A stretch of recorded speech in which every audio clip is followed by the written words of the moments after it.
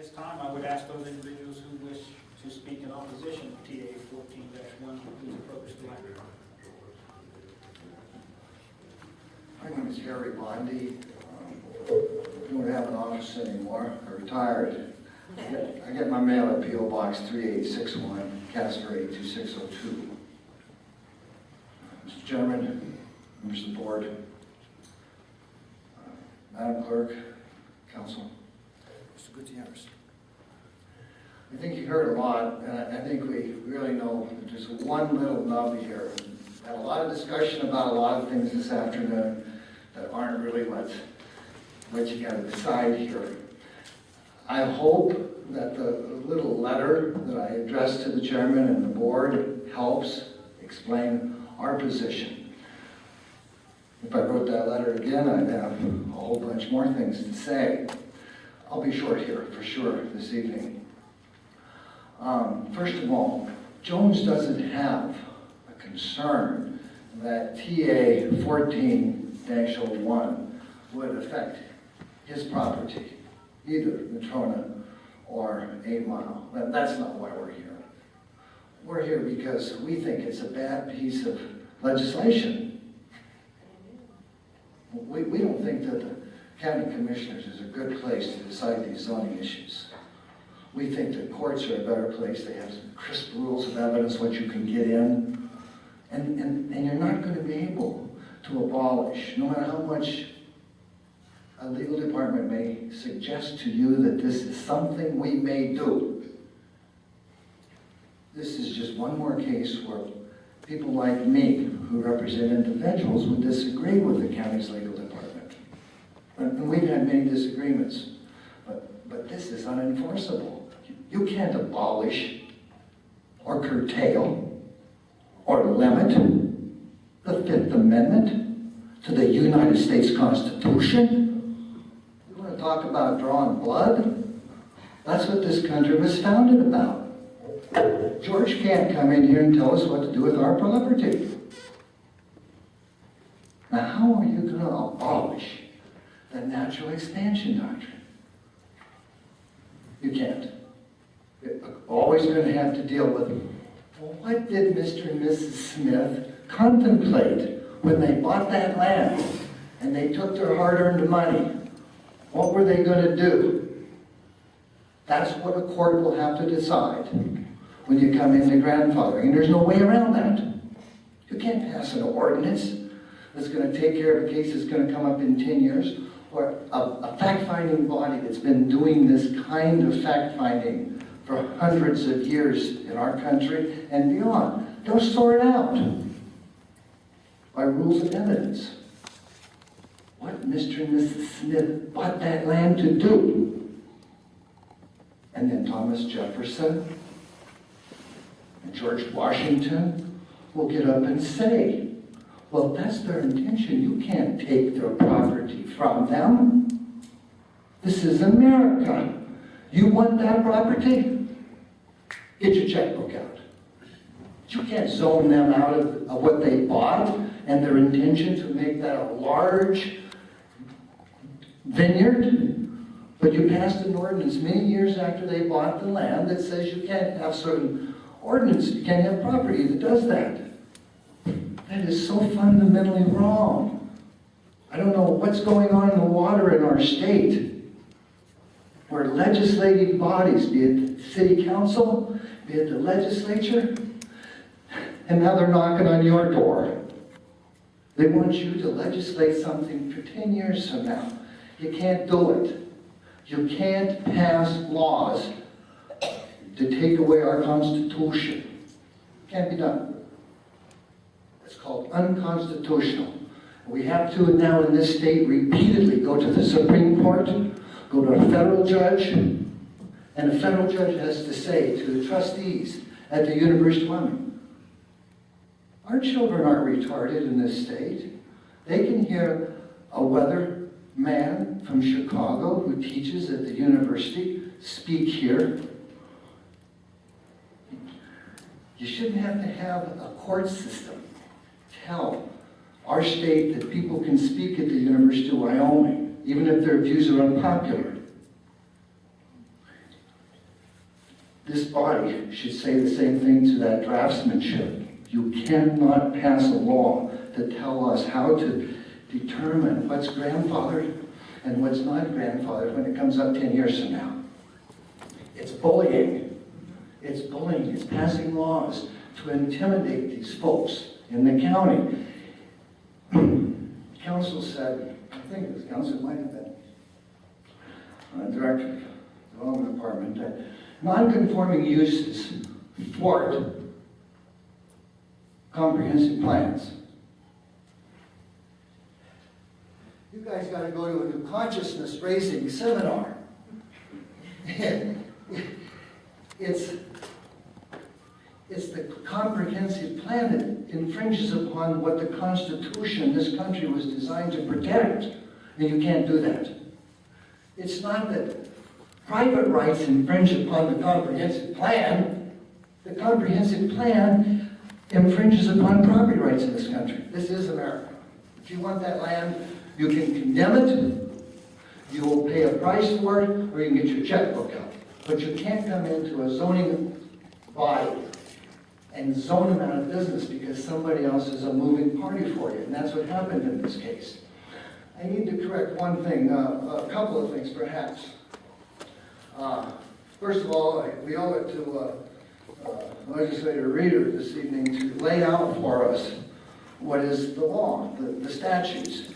But the key word there is you can regulate the non-conforming uses. The statute says when you change the use. Otherwise, you're banging up against the Bill of Rights again. You're trying to take constitutional rights away. So you're going to have to use the devices that are available. Condemnation. People want to put a subdivision in these places. They can dislodge that land the way we always have in America. If it's that valuable a land, write a check. Let these people go buy some land someplace else. But I want to read just one thing so we all know what we're talking about. And first of all, it's inherent in the Bill of Rights in the Fifth Amendment to the United States Constitution. It's not a statute. But the language from the courts, many courts, that recognize non-conforming is just part of the Bill of Rights. It's not a separate document. If the Smiths buy this vineyard, you can't take a snapshot in year 2000 and say, now you can't go beyond that snapshot. That's your grandfathered use. No, that's not the law in this country.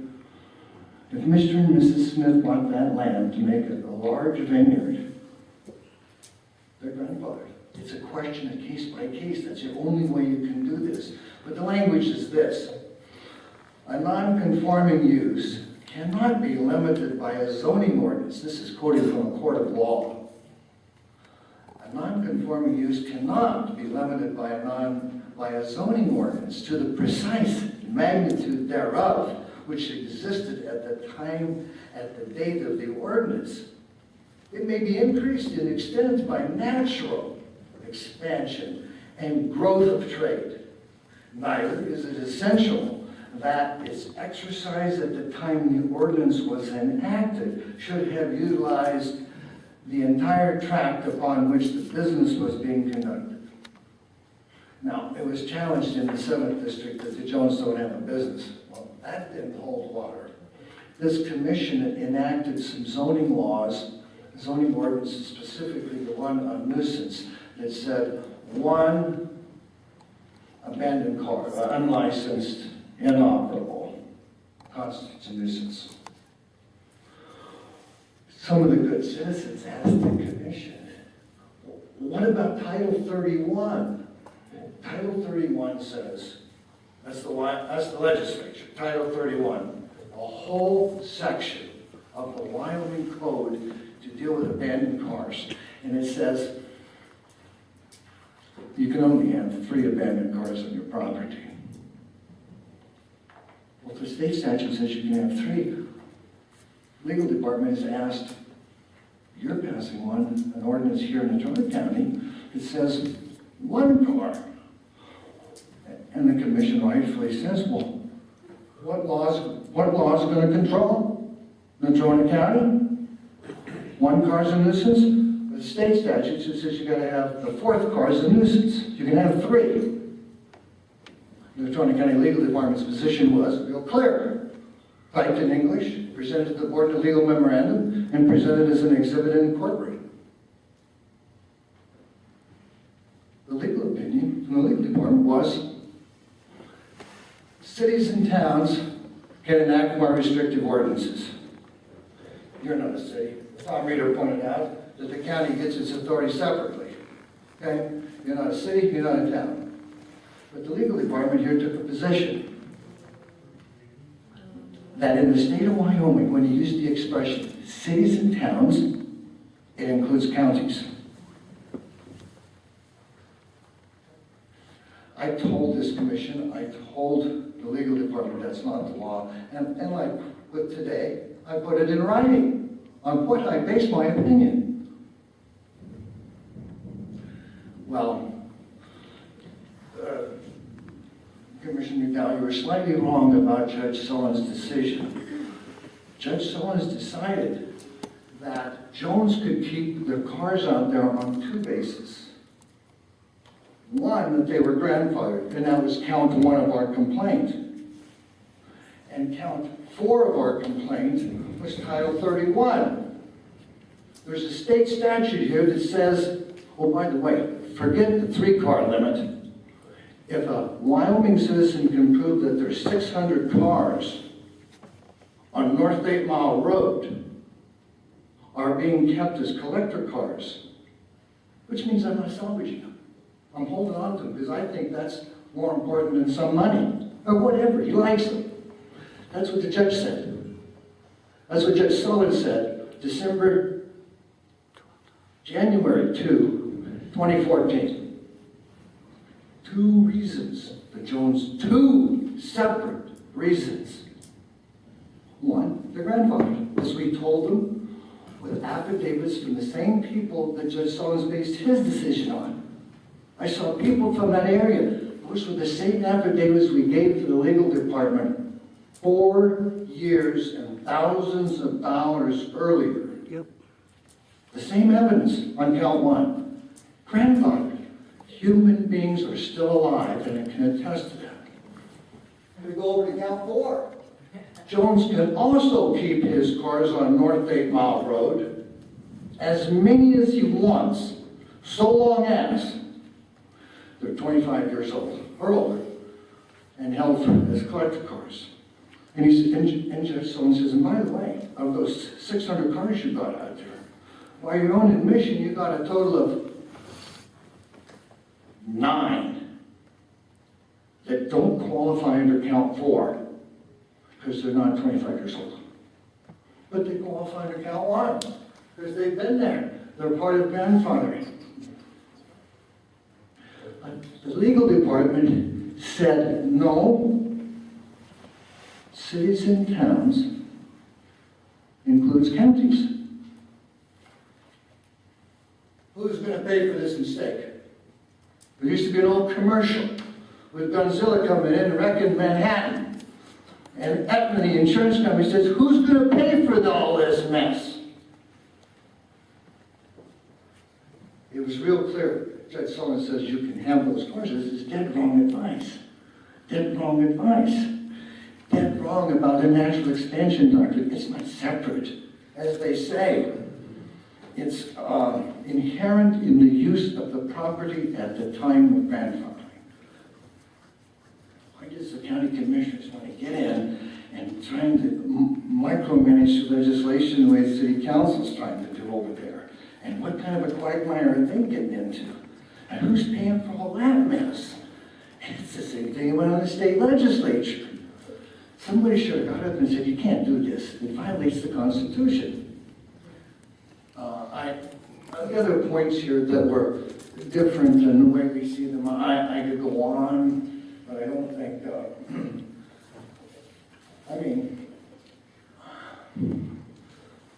Commissioner Henry, you point out, well, they can continue to do this as long as they get a conditional use permit, right? We know that, but that's a rough way to go.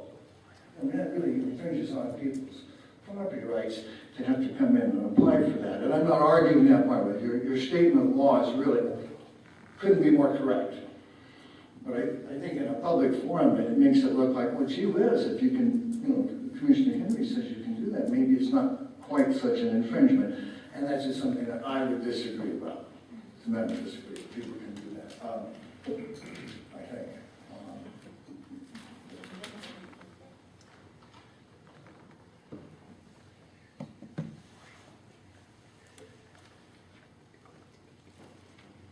Well,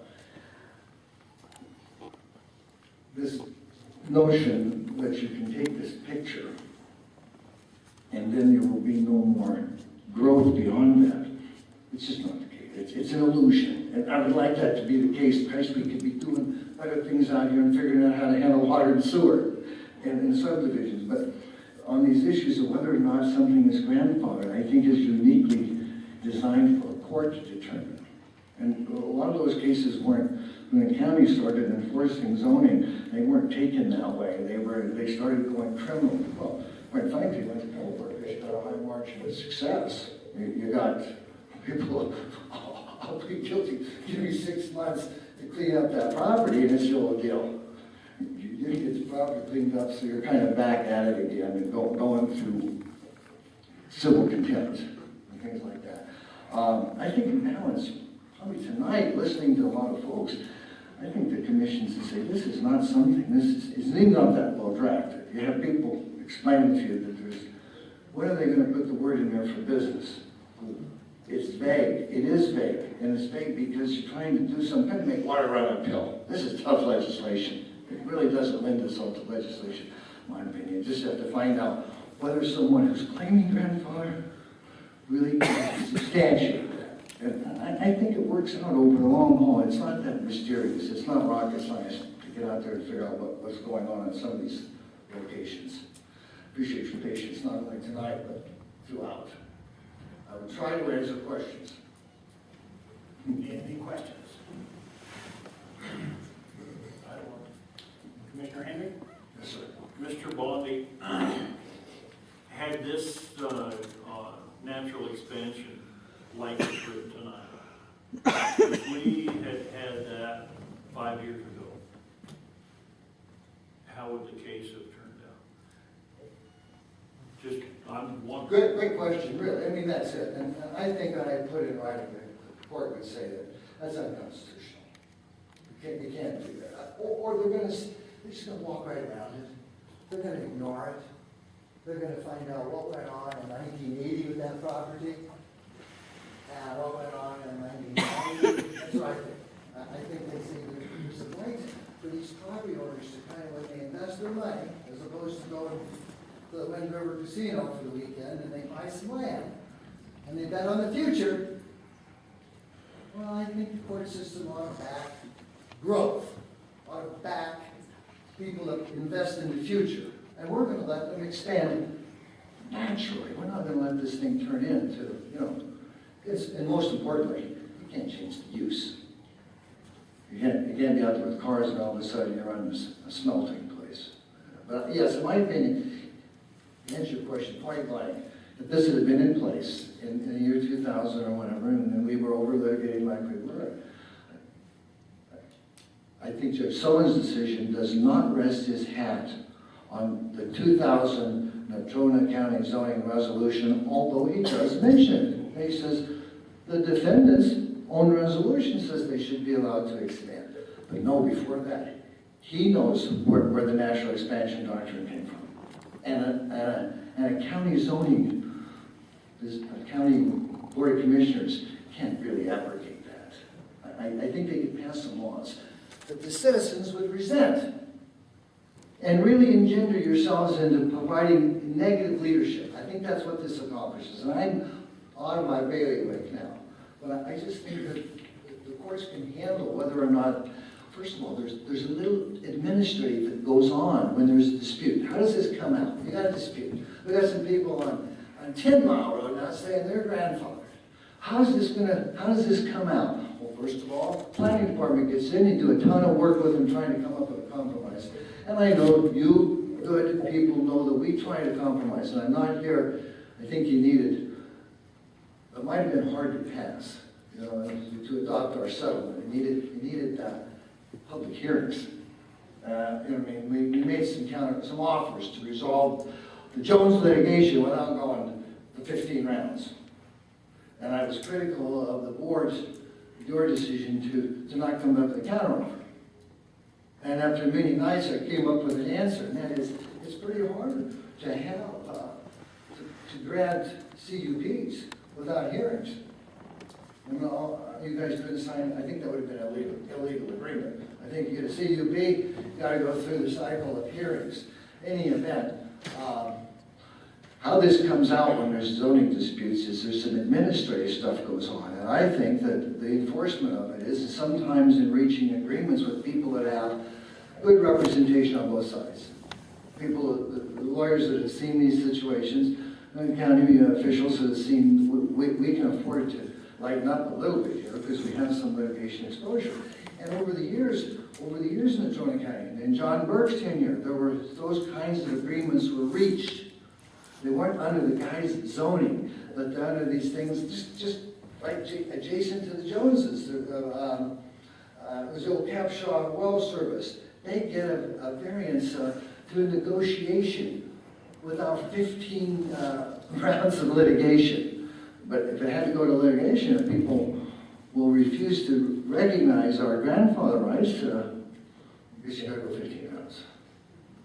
I don't think that ordinance would have changed. I think Judge Sullivan's decision says it's not based on an ordinance. It's based on the Fifth Amendment of the United States Constitution. Not only can you not take their liberty without due process, well, you can't take their property.